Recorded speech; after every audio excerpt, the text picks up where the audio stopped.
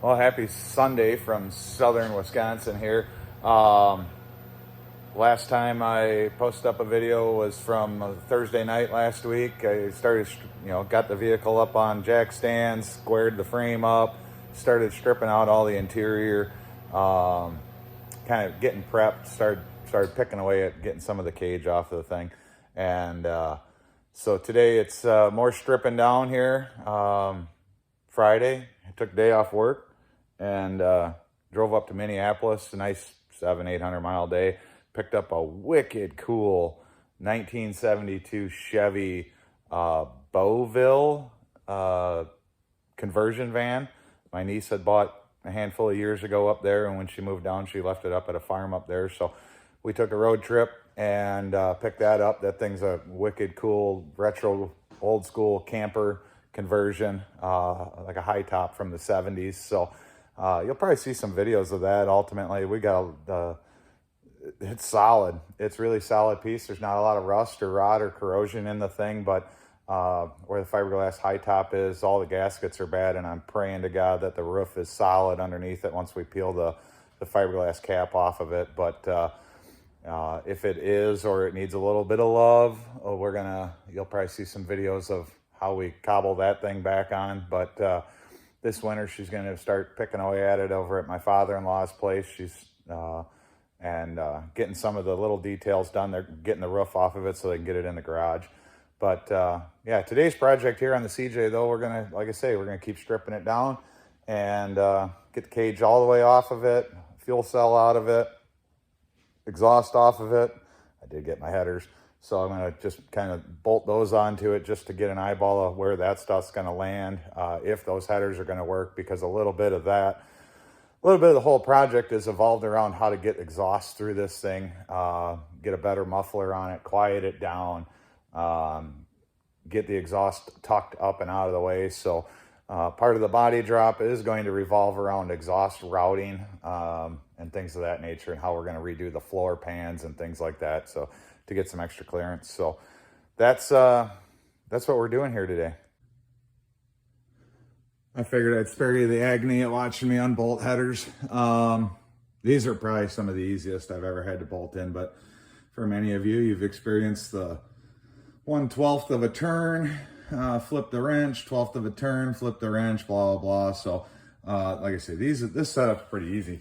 You can damn near do it with a socket. But yeah, some of you guys, like you say, you've experienced the rest. Because these things were hanging so low, this here actually got bent when that happened, when I smoked it. Flipping you around there, right about there. So yeah, this is, if you look at the other side, when that comes off, supposed to be straight-ish to the mounting bracket. So yeah, we shoved this whole collector up into the body pretty much, and on a rock, bent that rear tube, probably bent some of the other ones, but yeah, so they're gone.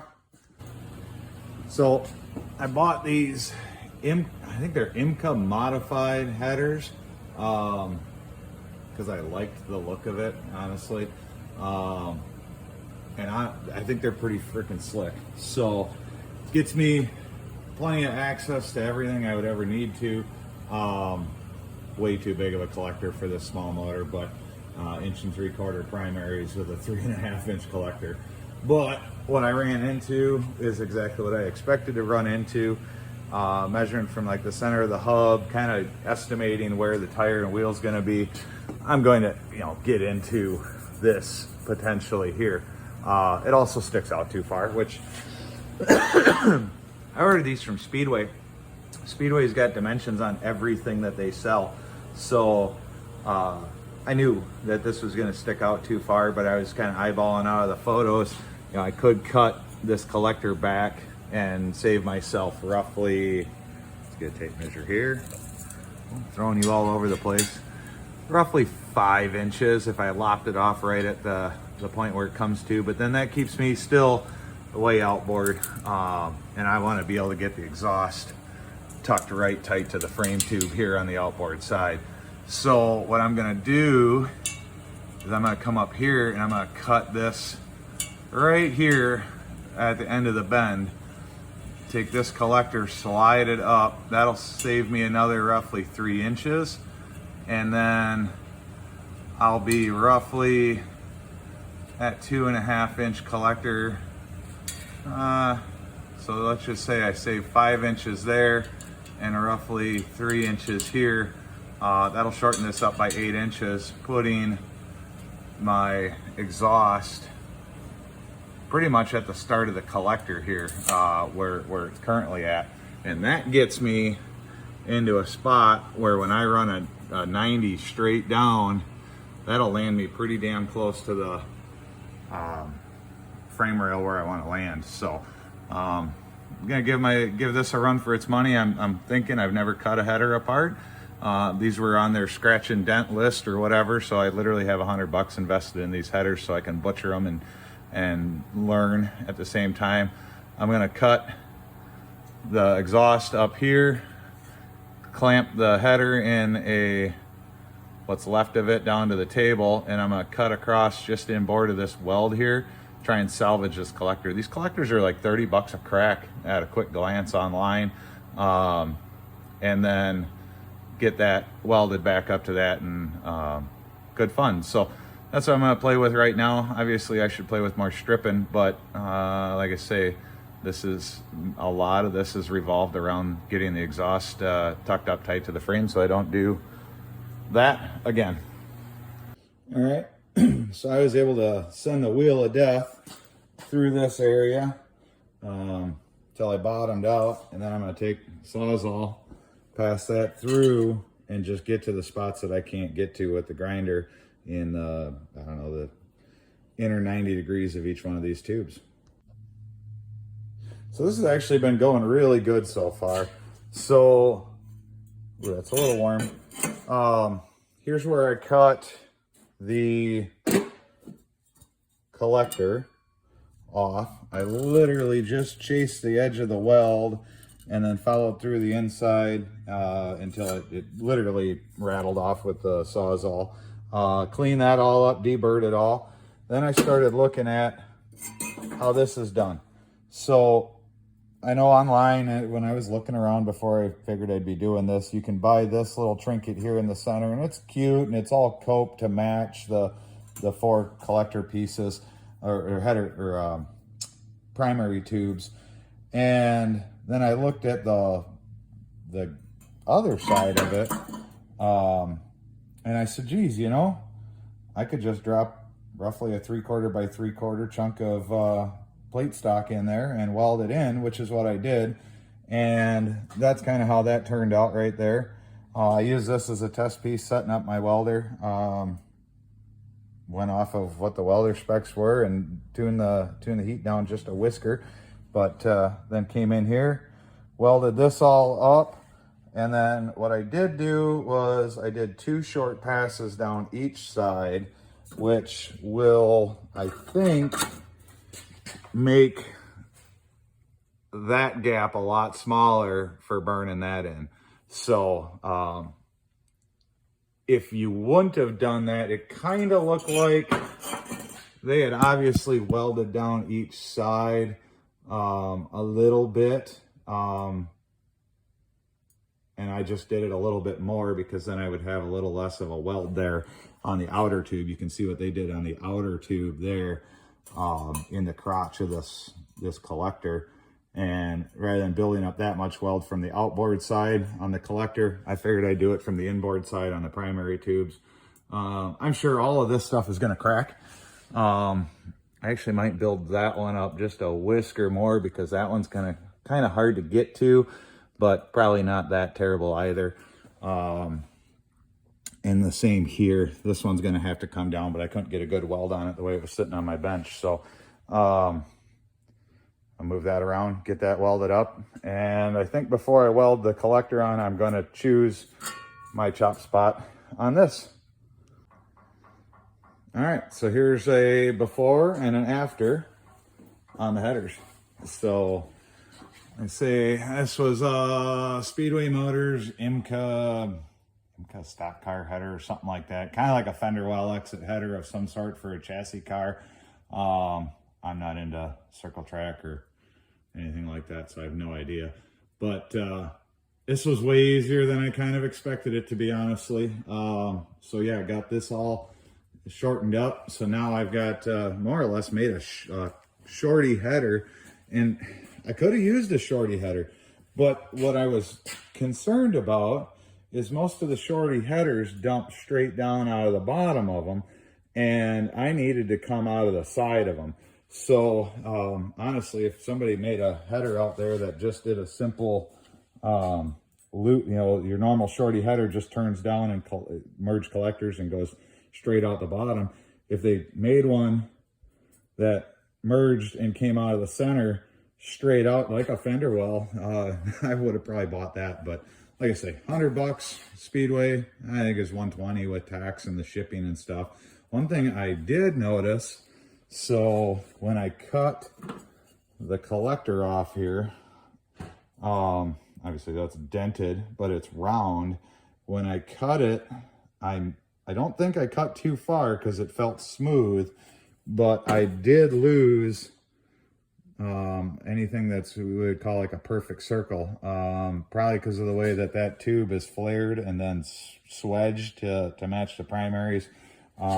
I got a little bit of a square shape to work with. I think I can massage that around when I jam a reducer in an angle or a 90 on this thing to turn it where I need it to go. So turned out great, and now I got a second one to do. So one thing I noticed, the original one, obviously because they have such a long collector, they do not weld from the primary to the pipe on the inboard side. So I'm not going to worry about that. I got a great weld all the way around. I'm going to say it's sealed up. I've got no way to per se pressure test it, but I got nice good welds all the way around. And if I have a leak or something, I could just tack weld a pinhole shut. So tackle that project, not too shabby, pretty darn easy, honestly. Well, I skipped ahead a little bit. I haven't made the other header yet, but I wanted to see what it looked like tucked up in there. So that is that. I'm running them, I think, upside down. I think normally you could run them as a drop header, but this makes changing my spark plugs a lot easier. Or if I roll over and I need to, pull plugs and pump oil out of a cylinders, this will be real easy to access all the plugs from underneath because there's no header tubes in the way. Yeah, you like that idea? Let's plan for rolling over and easy oil evacuation. That sounds kind of stupid, but why not, right? So that's what that's looking like in there. It'll all be header wrapped and such. I will probably, when I'm doing my fenders and things like that, I've got clearance there at my power steering hoses or hydro hoses for the PSC stuff. I'll probably end up rerouting that or putting in some sort of heat shield on top of it. I'll header wrap it and then maybe put a tin shield over it just to protect those. We'll see what it looks like as it keeps going here. But honestly, I think clearance wise, I'm not worried about melting them, but I also don't want to add any additional heat to the power steering fluid. I don't have a cooler in here yet. That's probably going to come this winter. But yeah, that worked out good. I'll be able to put a 90 on it and run it down towards the frame. And I'm hoping it goes right next to that body mount, which if I get creative with some piping, I should be good. And I think it's tucked up high enough that I shouldn't have any tire and wheel clearance issues, even at full stuff. I got quite a bit of real estate there right now, so I'll do some more math on it before I start building the exhaust. But yeah, I think it's a success. Time to build the other one. So here's an after picture video. Again, let's get past a lot of boring stuff. got the second header created, modified, and that one's bolted in. So lines up pretty good. The motor in this Jeep is off-centered, so each side is a whisker different as far as location. I don't remember which way the front end of the motor is. I think it's towards the driver's side a little bit. So, but it's also, you know, a V8. So one set of cylinders sits further rearward than the rest. So, by, I don't know, whatever the dimension of the rod thickness is. So your center line on the cylinder is about, I think, inch and a quarter staggered. So this whole driver's side of the motor is set back rearward anyhow. So, and with the center dump headers, they're going to be ever so slightly off center of each other. You can't see both sides at the same time, but so that side's done, loosely bolted up, no gasket because it's going to come on and off a handful of times yet. So is this side all set in there. I'll have to shorten some plug wires, reroute them a little bit. I got some wires laying on some headers now that they're routed a little bit differently. Actually, oh, they're not touching anything over here. I thought they were. Had to bend the dipstick out of the way over here. You can see that piece of garbage dipstick. That's like the AutoZone special. Real pile of trash. It wiggles around. Needs actually a lot of modification, but in the interim, that's in there still. So that covers that. While I was watching headers cool off, so I could bolt them in. Started cutting the rear cage off. So got that cut off. Got this side cut off. That one was full of water. So, yeah. I got two more for the B pillars to cut off, or whatever we want to call that. And then the cage is ready to come off, so I'll probably have to get the wife over here to give me a hand wrestling off. Well, so you watch me build the headers. What I didn't show you is cutting this off. That thing is heavy. 1 3/4 ID, or I don't even know what it is. The gauge material's thick, which explains why, you know, when we bashed these corners into trees and stuff and hooked them on things, nothing really bent. There's a couple of dents in the B pillar and of the cage, but yeah, it's heavy. Like, I struggle picking up the main cage section. I had to cut it in half to get it off, which I didn't really want to, but not like anybody's really going to reuse this. Somebody with like a daily street driver that wanted a cage, yeah, it could bolt this in. It kind of screws with the windshield the way it's mounted up, but yeah, I don't know. Somebody could maybe do something with it, but not me. So that's kind of what we're left with. Ultimately, from about there back is going to get deleted. But the more I look at this, nah, it's all getting deleted. So we're going to build new floor in the thing, redo the whole back half when I do the cage. I got to cut the floor yet. I haven't pulled the fuel cell out yet because I was making a lot of sparks and stuff. So that'll probably be tomorrow night. Drop the fuel cell out of it and things of that nature. But that's the end of this episode. Come on back and see what the next steps consist of. Thanks for watching.